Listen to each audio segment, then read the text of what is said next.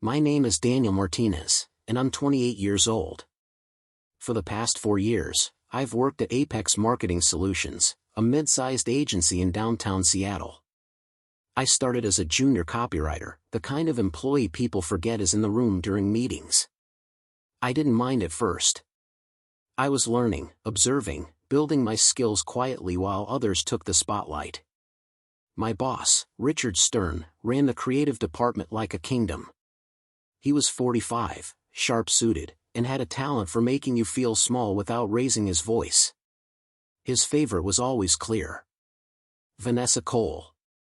She joined the company 6 months after me but climbed faster. Richard praised her ideas in meetings, gave her the big clients, invited her to leadership dinners I never heard about until afterward. I told myself it didn't matter. I'd prove myself through work, not politics.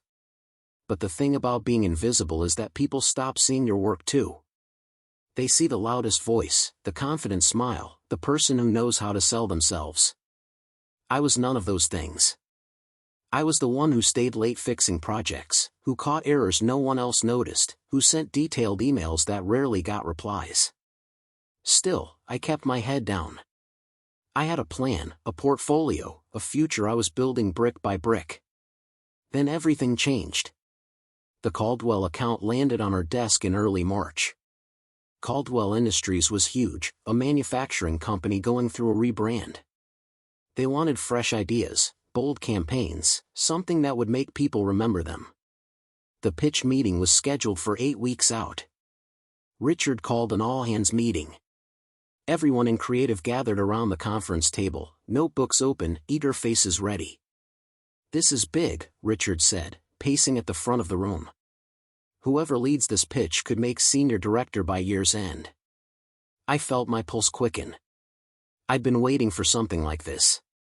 Richard's eyes scanned the room and landed on Vanessa. "Vanessa, you'll lead the team." My stomach dropped. She smiled, confident as always. "I'll make it unforgettable," she said. Richard nodded. "Daniel, Kyle, and Priya, you'll support her. Research, drafts, anything she needs. Support." That's all I ever was. Kyle, sitting beside me, muttered under his breath. "That's bull. You've been here longer." I didn't respond. What would it change? After the meeting, I went back to my desk, opened my laptop, and started researching Caldwell. If I was going to support, I'd do it right. But deep down, something else was stirring. An idea. A real one. For 2 weeks, I did what was asked.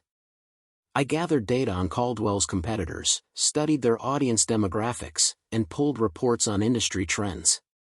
I sent everything to Vanessa in organized files with notes. She barely replied. Once, I saw her in the break room and asked if she needed anything else. She glanced up from her phone. "You're fine, Daniel. Just keep doing what you're doing." I nodded and walked away. But at night, I couldn't stop thinking about the campaign. Caldwell made industrial parts, heavy machinery, things most people never thought about. Their old branding was stiff, corporate, forgettable. Vanessa's direction, from what I'd seen in early drafts, leaned the same way. Professional but safe. I started sketching ideas in my notebook during lunch breaks. What if we didn't sell the product? What if we sold the people behind it? The workers, the engineers, the stories of what they built and why it mattered. I imagined a campaign called Built to Last, centered on real employees, real voices. It felt human, emotional, different. I knew I shouldn't. This wasn't my project. But I couldn't let it go. So late one Thursday night, alone in my apartment, I opened my laptop and started building the pitch myself. I worked on it for 3 weeks. After everyone left the office, I'd stay behind, sometimes until midnight, building slide decks, writing copy, designing mock-ups. I taught myself basic design software through YouTube tutorials. I interviewed Caldwell employees by reading their LinkedIn profiles and older press releases, imagining their voices. I built a complete campaign. Visuals, taglines, social media strategy, even a sample video script. It wasn't perfect, but it was mine. And it was good. I knew it was good. One night, Priya found me still working at 10 p.m. She leaned against my cubicle wall. "You're still here?" I glanced up. "Just finishing something." She looked at my screen, eyes widening slightly. "Is that for Caldwell?" "Sort of," I said. She frowned. "Does Vanessa know?" "No," I admitted. Priya hesitated. "Be careful, Daniel. Richard doesn't like surprises." "I know," I said. I wasn't planning to show anyone. But that was a lie. I was planning something. I just didn't know if I had the courage yet. The pitch meeting was 3 weeks away. Vanessa's presentation was coming together, polished and predictable. And my version sat hidden in a folder on my desktop, waiting. I told myself I'd delete it. I told myself to stay in my lane. But I didn't delete it. I kept refining it, kept imagining what would happen if someone actually saw it. 2 weeks before the pitch, Richard called Vanessa into his office for a review. The rest of us waited outside, pretending to work while straining to hear. When Vanessa came out, she looked tense. "Richard wants changes," she said flatly. "Big ones." Kyle raised an eyebrow. "Like what?" She didn't answer, just walked to her desk and opened her laptop with more force than necessary. Later, I overheard Richard talking to another manager. "It's too safe," he said. "Caldwell wants bold. This feels like every other pitch we've done." I felt a flicker of something. Not satisfaction exactly. Just confirmation. That night, I opened my version again. It was bold. Maybe too bold. But it was exactly what Richard said he wanted. I stared at the file for a long time. Then I did something reckless. I printed one copy, just one, and slipped it into my bag. The next morning, I arrived early. Richard's office door was closed but unlocked. My hands shook as I placed the proposal on his desk with a sticky note. Another perspective on Caldwell. No name. I left before I could change my mind. All day, I waited for something to happen. Nothing did. By evening, I convinced myself he'd thrown it away without reading it. I went home feeling like a fool. But the next morning, Richard called an emergency meeting. Everyone in creative filed into the conference room. Richard stood at the front holding printed pages. My pages. He didn't say whose proposal it was. He just started reading from it. "This," he said, tapping the pages, "this is what I've been asking for. Real emotion. Real connection." Vanessa's face went pale. I felt my heartbeat in my throat. Richard continued. "Whoever wrote this understands what Caldwell needs. It's not about machinery. It's about the people." He looked around the room. "Who wrote this?" Silence. I couldn't move. I couldn't breathe. Richard's eyes scanned each face. "No one?" More silence. Then Vanessa spoke. "That's my direction," she said smoothly. "I've been developing that angle." Richard frowned.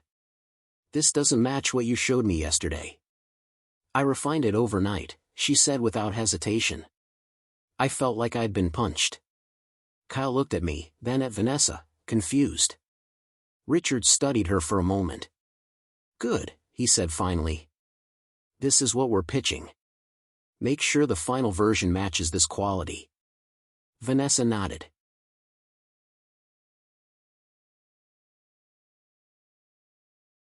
"Absolutely." The meeting ended. I sat frozen as everyone filed out. Priya touched my shoulder. "You okay?" I nodded, unable to speak. Vanessa had just stolen my work. And I had no way to prove it. That afternoon, I watched her take my proposal, my words, my ideas, and present them as her own in a team meeting. She added a few tweaks, changed some wording, but the core was mine. And she smiled the whole time. I didn't sleep that night. I kept replaying the meeting in my head, hearing Vanessa's voice claiming my work. I thought about saying something, but what could I say? I'd left the proposal anonymously. I had no proof. And who would believe me over her? The next 2 weeks were torture. I watched Vanessa build the presentation using my framework while I stayed silent. Richard praised her constantly. "This is your best work," he told her during one review. She thanked him without looking at me. Kyle pulled me aside one afternoon. "That was yours, wasn't it?" "The proposal." I hesitated. "Kyle, it doesn't matter." "It does," he said. "You should tell Richard." "And say what?" I asked. "That I went behind the team's back? That I undermined Vanessa? I'd get fired." Kyle didn't argue. He knew I was right. The day before the pitch, Richard gathered us for a final run-through. Vanessa presented confidently. She'd memorized every line, perfected every slide. It was flawless. Because it was mine. When she finished, Richard clapped. "Outstanding," he said. "Tomorrow, we close this deal." That night, I sat in my apartment staring at my laptop. I still had the original files, the proof that I'd created everything weeks before Vanessa claimed it. But what good was proof if I was too afraid to use it? The pitch meeting was at Caldwell's headquarters, a glass building overlooking Puget Sound. Richard, Vanessa, and I drove together. I was only there to carry materials, to nod and smile, to be invisible again. We were led into a sleek conference room. The Caldwell team sat across from us, 6 people in business casual, notepads ready. At the head of the table was Eleanor Vance, Caldwell's chief marketing officer. She was maybe 50, with sharp eyes and a no-nonsense energy. Richard made introductions. "This is Vanessa Cole, who led the creative development. And Daniel Martinez, one of our support team members." Eleanor nodded politely at me. I felt like furniture. Vanessa began the presentation. She was polished, confident, hitting every beat perfectly. The Caldwell team listened, some taking notes, others nodding slightly. But Eleanor's expression didn't change. She just watched. When Vanessa finished, Eleanor leaned back in her chair. "It's good," she said. "Very good. But I have questions." She flipped through the handout. "This built-to-last concept, focusing on employee stories. Whose idea was that?" Vanessa didn't hesitate. "Mine. I've always believed in human-centered storytelling." Eleanor's eyes narrowed slightly. "And the sample interviews with our machinists? How did you source those?" Vanessa paused, just a flicker. "We researched your team thoroughly. Public profiles, press releases." Eleanor nodded slowly. Then she looked directly at me. "What do you think, Daniel?" Everyone turned to me. I froze. Richard looked confused. Vanessa's jaw tightened. Eleanor waited. I stammered. "I think the campaign connects emotionally in a way that manufacturing brands usually don't." Eleanor leaned forward. "Did you work on this?" My mouth went dry. Vanessa jumped in. Daniel assisted with research, but the creative vision was mine. Eleanor didn't look away from me. "Research," she repeated. "Is that all?" I could feel Richard's eyes on me. Vanessa's too. This was the moment. I could stay quiet, stay safe. Or I could tell the truth. I took a breath. "Actually," I said quietly, "I developed the initial concept." The room went silent. Richard's face darkened. Vanessa's smile disappeared. Eleanor's expression didn't change, but something shifted in her eyes. "Go on," she said. "I pitched the built-to-last idea first," I continued, my voice steadier now. "The employee focus, the real stories. I created the original framework." Vanessa stared at me like I'd betrayed her. Richard looked furious. Eleanor glanced at her team, then back at me. Do you have proof? I pulled out my phone with shaking hands. I have the original files, I said. Time-stamped 3 weeks before the final pitch was developed. Eleanor extended her hand. Show me. I sent the files to her email right there. The room felt like it was suffocating. Eleanor opened her laptop, reviewed the documents, checked the dates. Then she looked at Richard. We need to talk privately. We were asked to wait in the lobby. The three of us sat in silence. Richard wouldn't look at me. Vanessa typed furiously on her phone. I felt nauseous. 15 minutes passed. Then 30. Finally, Eleanor's assistant called us back. Eleanor sat alone at the conference table now. Her team had left. Please, sit, she said. We did. Richard started to speak, but Eleanor raised a hand. I've reviewed both versions, she said calmly. Daniel's original files and the final presentation. They're nearly identical. She looked at Vanessa. You claimed this was your vision. Vanessa swallowed. I refined his rough ideas into something presentable. Eleanor's eyes were cold. That's not what you said earlier. You said it was yours. Vanessa said nothing. Eleanor turned to Richard. Did you know Daniel created this? Richard shifted uncomfortably. There was some confusion about the development process. No, Eleanor said firmly. There was theft. She stood. I'm going to be direct. I like the campaign. I want to move forward with it. But I won't work with people who steal credit. She looked at me. I want Daniel leading this account. Not Vanessa. Richard's face went red. Ms. Vance, I assure you, Eleanor cut him off. Those are my terms. Daniel leads, or we find another agency. The room spun. Vanessa looked like she'd been slapped. Richard's jaw clenched. He looked at me with pure anger. Fine, he said through his teeth. Whatever the client wants. The car ride back was silent. Richard gripped the steering wheel like he wanted to break it. Vanessa stared out the window, her face unreadable. When we got back to the office, Richard called me into his office alone. He closed the door. What the hell was that? He said, voice low and dangerous. I told the truth, I said. You went behind the team's back, he shot back. You undermined Vanessa, embarrassed me in front of a client. She stole my work, I said, louder than I meant to. Richard leaned forward. You're a junior employee, Daniel. You don't get to pitch ideas without approval. You don't get to show up your superiors. But I saved the account, I said. Did you? Richard asked coldly. Or did you just burn every bridge in this department? He sat back. You'll lead the Caldwell project. But don't think this makes you special. You're on thin ice. Get out. I left his office shaking. The entire department had heard the raised voices. People stared as I walked back to my desk. Vanessa was gone. Kyle gave me a small nod. Priya looked worried.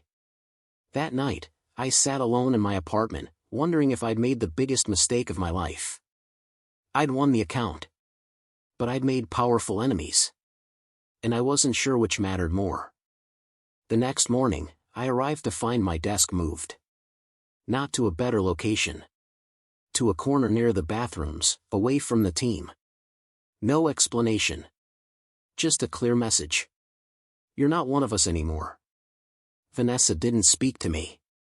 She'd requested a transfer to a different project, I heard through office gossip. Richard barely acknowledged my existence except to send curt emails about Caldwell deadlines. But I had work to do. Eleanor wanted a campaign, and I was going to deliver. I built a small team. Kyle volunteered immediately. So did Priya, despite the risk. We worked long hours, refining the concept, shooting mock-ups with local actors who looked like real factory workers. I wrote scripts that felt honest, not corporate. One afternoon, Eleanor called me directly. "How's it going, Daniel?" "Better than expected," I said. "Good," she replied. "I'm rooting for you. You know that, right?" I didn't know what to say. "Why?" I asked. She was quiet for a moment. "Because I was you once. Young, overlooked, watching mediocre people take credit for my ideas.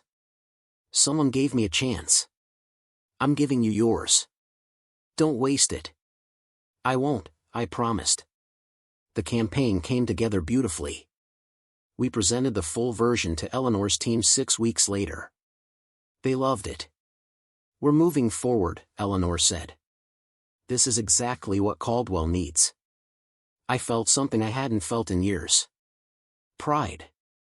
But back at the office, the tension only grew. Richard called a department meeting 2 days after Eleanor approved the campaign. He stood at the front of the room, expression neutral. "As some of you know, the Caldwell account is moving forward." He paused. "Daniel will continue leading that project." Silence. He continued. "However, I want to make something clear. Going rogue the way Daniel did is not how we operate. Approval processes exist for a reason." He looked directly at me. "Talent doesn't excuse insubordination." A few people nodded. Others looked uncomfortable. After the meeting, I felt the shift. Some colleagues avoided me in the hallways. Others whispered when I passed. I'd become a problem, a cautionary tale. Even Kyle seemed conflicted. "You did the right thing," he said one afternoon. "But man, Richard's making sure everyone knows you're marked." "I know," I said. Meanwhile, Vanessa was thriving on her new project. Richard praised her constantly in meetings, as if proving that she was still his favorite. But the Caldwell campaign launched in September. Billboards went up across the Northwest. Social media exploded with positive responses. People loved the human focus, the real stories. Caldwell's brand recognition jumped 40% in 3 months. Eleanor sent me a personal email. "You did it, Daniel. This is exceptional work." For the first time, I felt seen. Not as support staff. Not as someone's assistant. As the person who created something that mattered. In November, the industry awards season began. Our Caldwell campaign was nominated for a Regional Marketing Excellence Award. I got the news from an email, not from Richard. When I walked into the office that morning, people were already talking about it. "Did you hear?" Someone said. "Apex got nominated." "For what?" Someone else asked. "The Caldwell campaign." My heart raced. But when I checked the submission, my name wasn't listed. The entry credited Vanessa Cole as creative lead and Richard Stern as executive director. My name appeared once, buried in small print. Support team. I stared at my screen, numb.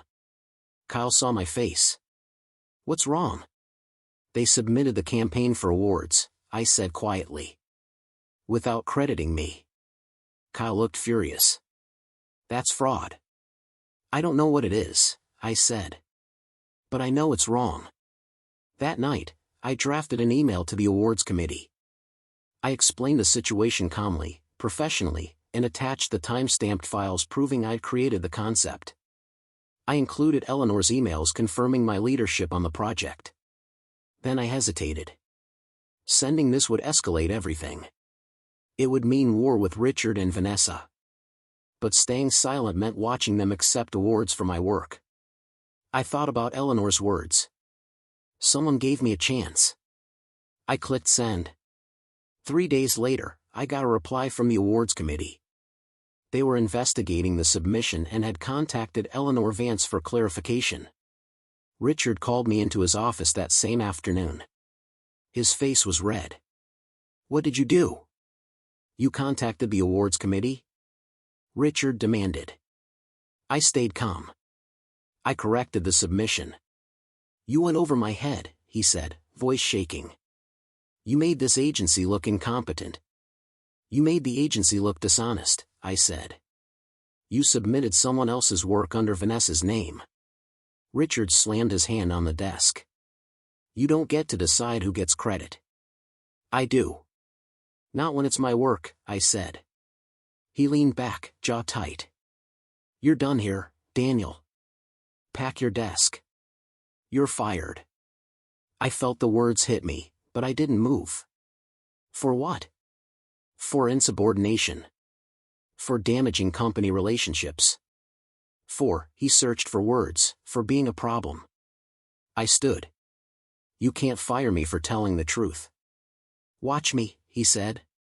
I left his office, head high, even though my hands were shaking. I packed my things slowly while people watched. Kyle followed me to the elevator. This is bullshit, he said. I know, I replied. But I'm not done yet. That evening, I called Eleanor. She answered immediately.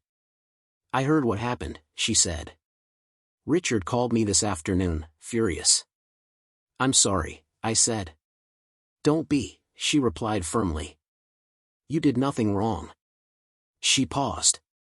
How would you feel about going independent? What? I asked. Freelance, she clarified. Caldwell would hire you directly for future projects. No agency. No Richard. Just you. I felt hope flicker. Really? Really, she said. Think about it. I thought about it for exactly one night. The next morning, I called Eleanor back. I'm in, I said. Good, she replied. I'll send a contract. And Daniel? One more thing. The awards committee contacted me. I told them everything. The submission has been corrected. Your name is now listed as creative lead. I felt something break open in my chest. Thank you, I whispered. You earned it, she said. Within a week, I'd set up a small freelance business from my apartment. Martinez Creative. It was just me, a laptop, and a dream. But I had one major client already. Caldwell Industries. And Eleanor was spreading the word. Other companies started reaching out. Small projects at first, but they were mine. No one to steal credit. No one to undermine me. Just clean, honest work. Kyle left Apex a month later and joined me. So did Priya. We became a small team, scrappy but talented. In January, the awards ceremony happened. I wore a suit I bought secondhand and sat in the audience with Kyle and Priya. When they announced the winner for Best Integrated Campaign, they called my name. Not Vanessa's. Not Richard's. Mine. I walked on stage, took the award, and looked out at the audience. Richard and Vanessa were there, sitting near the back. Their faces were stone. I didn't gloat. I just thanked my team, thanked Eleanor, and walked off. But inside, I was flying. Apex Marketing Solutions started losing clients 3 months after I left. I heard through industry contacts. People were asking questions about the Caldwell situation. Word had spread about the credit theft, the forced correction, my firing. Some clients quietly moved their business elsewhere. Richard had built his reputation on trust. Now that trust was cracked. Meanwhile, my business grew. Eleanor introduced me to contacts at other manufacturing firms. I landed 2 more major accounts by March. Kyle, Priya, and I moved into a small office space, nothing fancy, but ours. We painted one wall with a quote. Credit where credit is due. One afternoon, my phone rang. Unknown number. I answered. Daniel? It was Vanessa. I almost hung up. What do you want? I asked. She hesitated. I wanted to apologize. Silence. I was wrong, she continued. I knew that campaign was yours. I took it anyway because I was scared Richard would sideline me if I didn't produce something big. That doesn't make it right, I said. I know, she replied. I'm not asking for forgiveness. I just wanted you to know I regret it. I lost my job last week. Richard needed someone to blame when clients started leaving. I felt a flicker of sympathy, but not much. I'm sorry that happened, I said. But I can't help you. I know, she said quietly. Good luck, Daniel. You deserved everything you got. She hung up. I sat there for a moment, processing. Then I went back to work. By summer, Martinez Creative had 8 employees.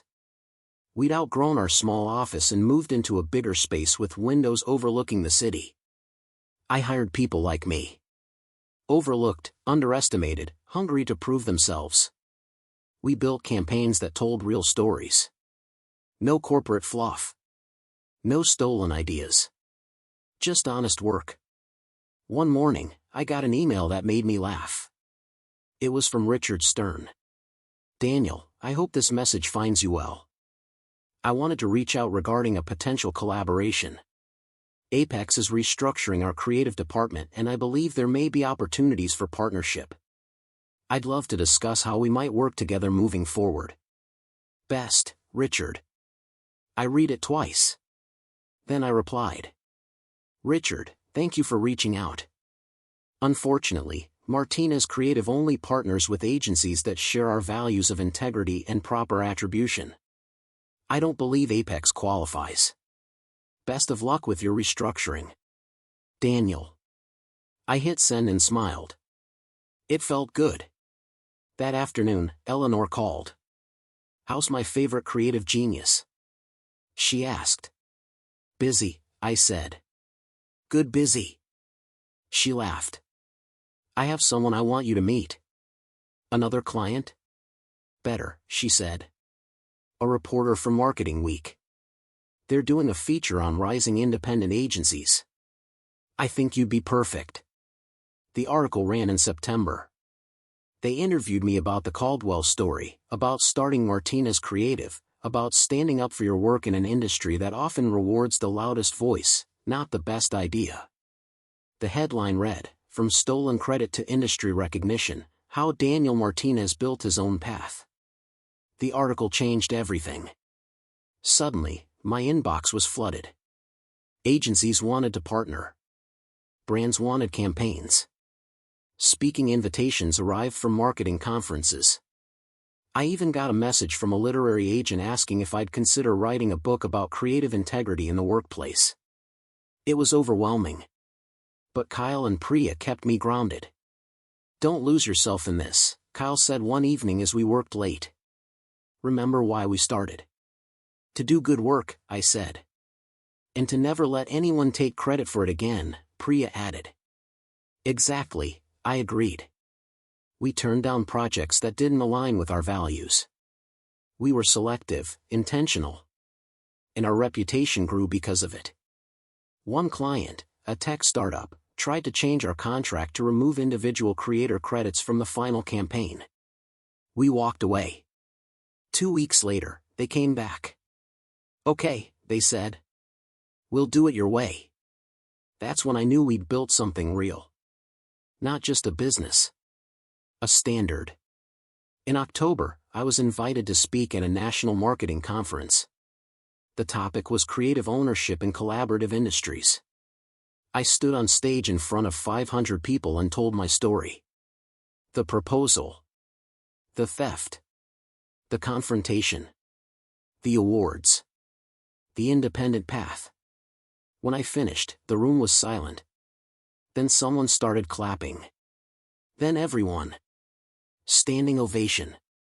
Afterward, dozens of people approached me. Young creatives, mostly. Thanking me for speaking up. Telling me their own stories of stolen work. I realized I wasn't alone. None of us were. A year after leaving Apex, I got a call from an unexpected source. Daniel Martinez? A professional voice asked. This is Janet Caldwell. I froze. Janet Caldwell. As in, Caldwell Industries. Founder's daughter. Board chair. Yes, ma'am, I said. Eleanor's told me a lot about you, she said. And I've been watching your work.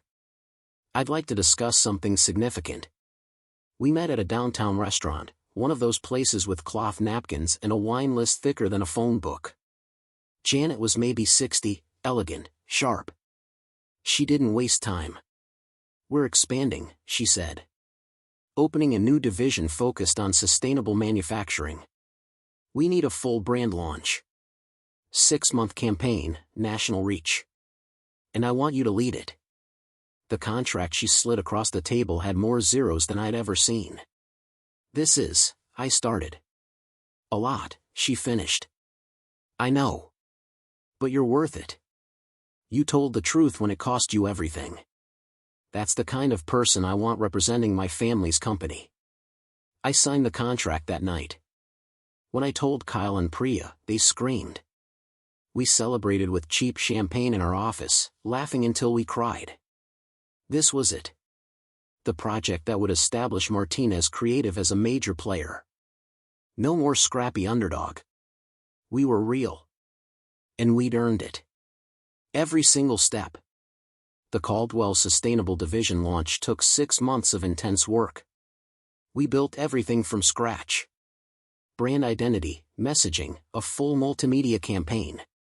We hired a diverse team of freelancers, made sure everyone was credited properly, paid fairly. The campaign, called Legacy Built Green, launched in March.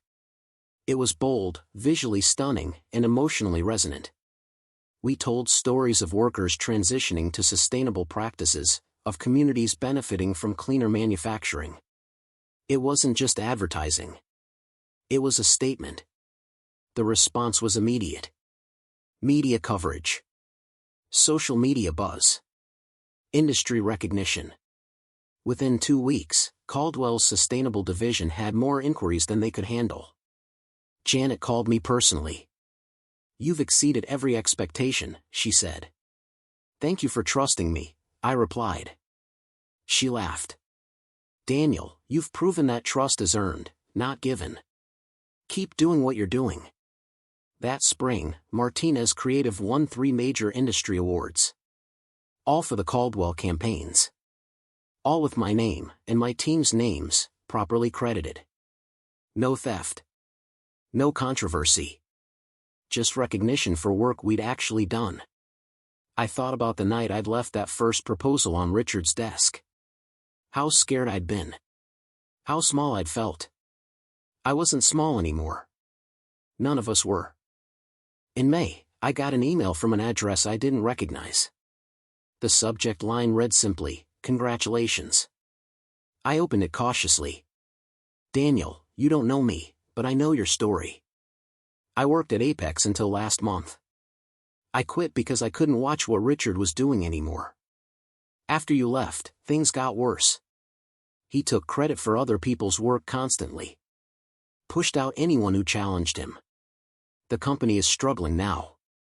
Most of the good creatives have left. I wanted you to know that what you did mattered. You showed us it was possible to stand up. I'm starting my own thing now too. Thank you for going first." The email was signed simply. Another voice.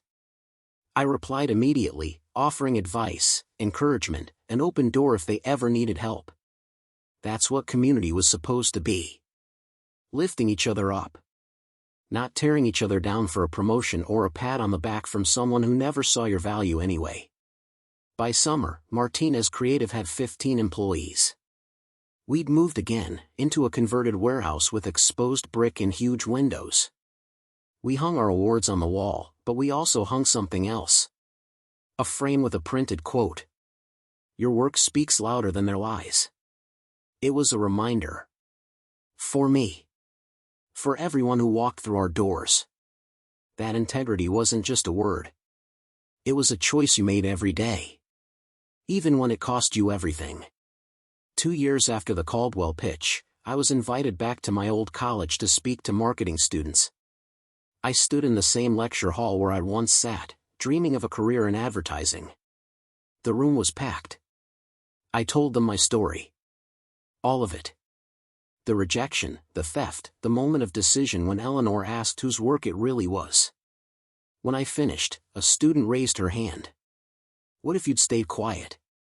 She asked. What if you just let Vanessa take credit? I thought about it. Honestly, I said, I'd probably still be at Apex. Still invisible. Still watching other people build careers on my ideas. She nodded slowly. Was it worth it? The fear? The risk? I smiled. Every single day, I said. Because now I wake up and I know my work is mine. No one can take that from me. After the talk, students lined up to ask questions. To share their own stories of being overlooked. To ask for advice. I stayed for 2 hours, long after I was supposed to leave. Because I remembered being them. Hungry, hopeful, scared. Wondering if talent was enough. It wasn't. Talent plus courage was. That night, I drove home through the city, past the building where Apex still operated. The lights were dim. The parking lot nearly empty. I didn't feel vindicated. I just felt free. Martina's Creative turned 3 years old in the fall. We celebrated with our whole team, plus Eleanor, Janet, and other clients who'd become friends. Someone asked me to say a few words. I'm not good at speeches, I started, and everyone laughed. But I want to say this. 3 years ago, I made a choice. To tell the truth even when it hurt. To stand up even when I was terrified. I looked around the room at faces I trusted. People who'd taken the same risk. Some of you were there. You stood with me when it would have been easier to walk away. This, I gestured around, isn't just my company. It's ours. Kyle raised his glass. To telling the truth. To doing good work, Priya added.